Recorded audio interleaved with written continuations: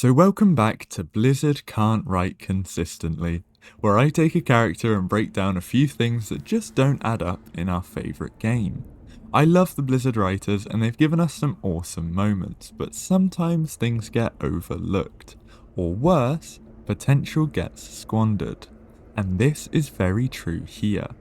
So every hero in Warcraft seems to get their moment, their redemption arc, their cinematic, and their spotlight. But not Nathanos. Once the only living human to ever earn the title of Ranger Lord among the High Elves, he died, came back, and somehow became Sylvanas' sidekick. A side quest in his own story.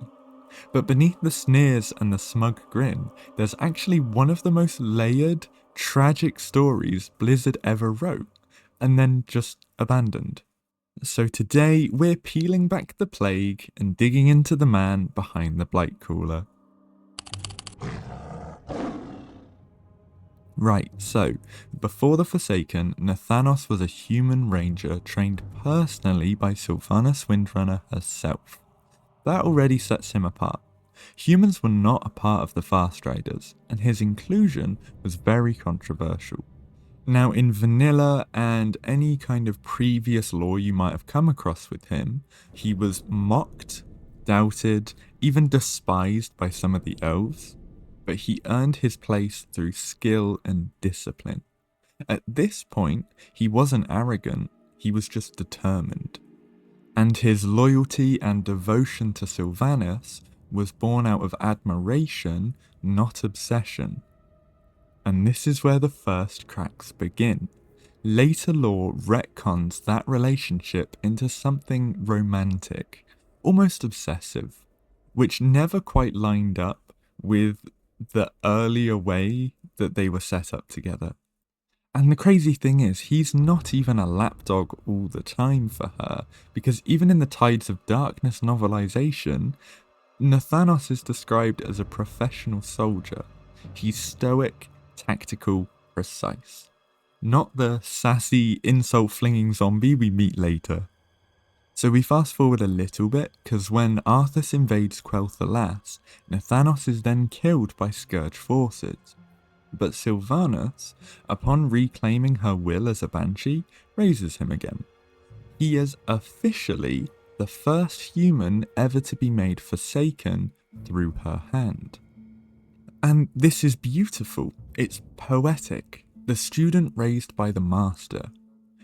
But there is so much potential here before Blizzard starts writing and twisting crazy things. I'll explain what I mean, because his transformation should have been symbolic. The first reborn human under Forsaken rule, a bridge between the living and the undead. Instead, his character is rewritten into an almost caricatured loyalist. We compare classic WoW's EPL questline where the Horde first meet Nathanos. His tone is bitter but noble, he hates the elves there and takes pride in attacking them, obviously because they were outcasting him even whilst he was training there. He helps the Forsaken reclaim territory, and he shows tactical brilliance. And then you go to BFA Nathanos, who's just smirking, he makes quips, and just follows orders. One is a commander with pride. He is strong, brilliant, and tactical. The other is just a lackey with sarcasm. Now, of course, from Legion onwards, he does kind of come into the limelight, but mainly because of Sylvanas. He becomes an extension of her screen time. He leads the Horde forces and commands the Blightcaller fleet, but narratively, he's not really doing anything, he's sort of just enabling. And it is frustrating, because the lore hints that he questions things internally. His dialogue in Before the Storm and a couple of in-game interactions imply resentment. Not towards Sylvanas, but the world that forced him into this shape, actually sort of mirroring Sylvanas' arc as well. And there is a tragedy buried under the snark, a man trapped between admiration and damnation. And Blizzard's biggest inconsistency here is tonal. In Legion, he's stoic. In BFA, almost comedic.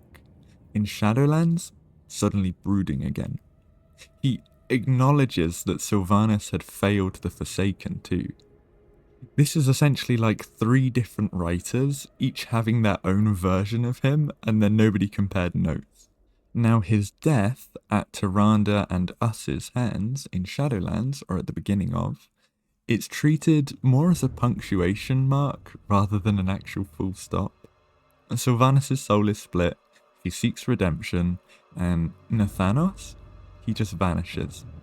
After that, there's no cinematic, no reckoning, just a fade to black after a single cutscene line, "Send me to my lady." And this is kind of where it gets a bit ambiguous too. Is he in the Shadowlands?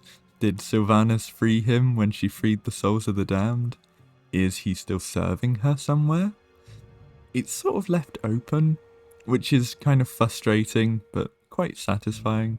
I am interested to see if Blizzard closes that gap, but at the end of the day, it does kind of look like Blizzard doesn't know what to do with him.